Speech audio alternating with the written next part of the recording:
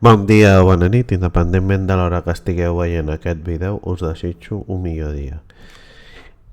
Abans de continuar amb l'exequit, ja portava temps que no llegia i per això faig aquest vídeo de llegeixo.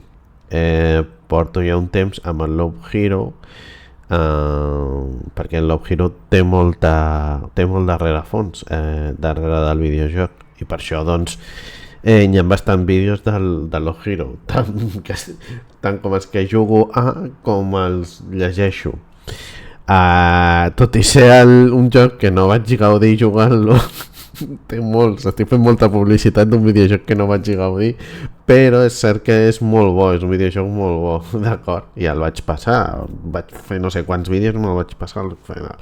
Però bé, la finalitat d'aquest vídeo no és explicar les meves penes del Love Hero, sinó començar a la lectura del rerefons, d'acord? Doncs li dono a continuar i l'enciclopèdia i vaig llegir el desert i llavors faré les dunes, el zigurat i el riu, d'acord? És que queda molt. Faré una cosa, d'acord? Augmentaré la lectura a 6, perquè és que si no, no acabarem mai. Estarem al Love Hero.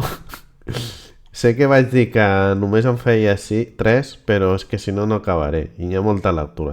Llavors arribaré fins a Bardissa, d'acord? Com sempre, les lectures és animar-vos a que llegiu i també que escolteu la pronunciació del català, que us ajudi, d'acord? I animar-vos a això, a llegir. Doncs bé, començo amb dunes, descripció i notes. El vent calent que ve de les dunes fa que tothom se senti tremendament assedegat.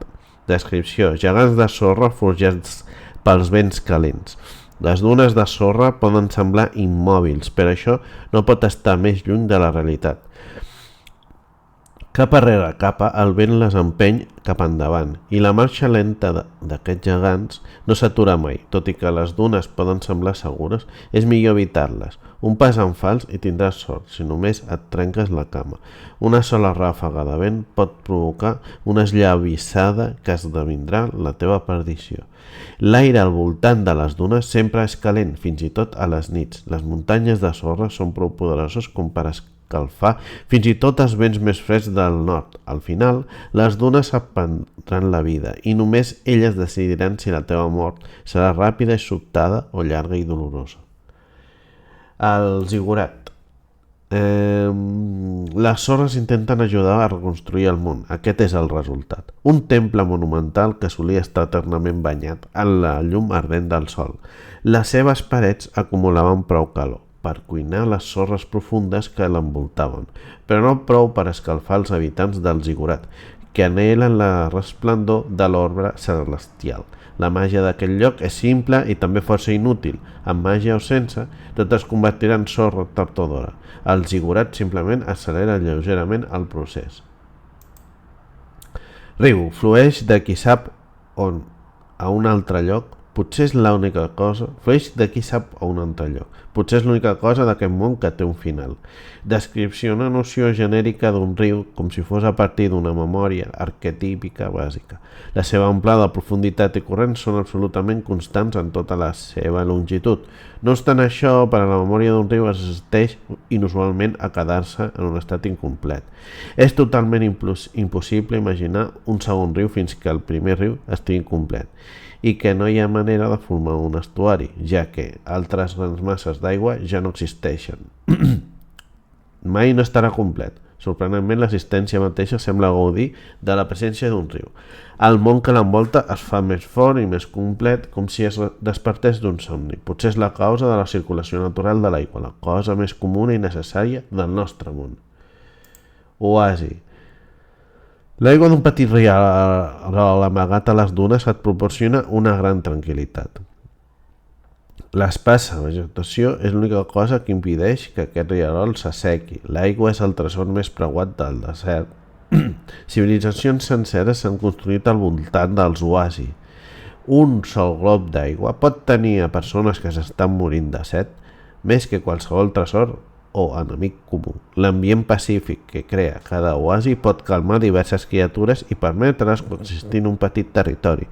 Però no us penseu que és una terra d'harmonia i pau. La lluita per l'aigua pot ser brutal. L'única cosa positiva és que només passa per absoluta necessitat, no per diversió o per espectacle, perquè cada moviment és un malbaratament d'energia i més calor, la qual tothom tracta d'evitar. Bosc. Un bosc espès, ningú sap qui o què s'hi pot amagar. Et posa una mica nerviós. Descripció.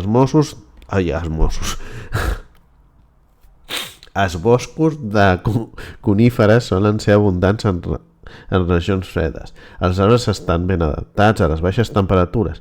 La vida d'un arbre és passiva, tranquil·la i sense presses, però en moltes espècies del bosc viure-hi és una lluita inacabable per la supervivència, però els arbres ja saben que al final sempre seran els vencedors d'aquesta lluita. Tard o d'hora, qualsevol habitant del bosc es convertirà en nutrients perquè les seves arrels els absorbeixin. Els arbres no han parat de canviar ni adaptar-se, són una mica mandrosos en això.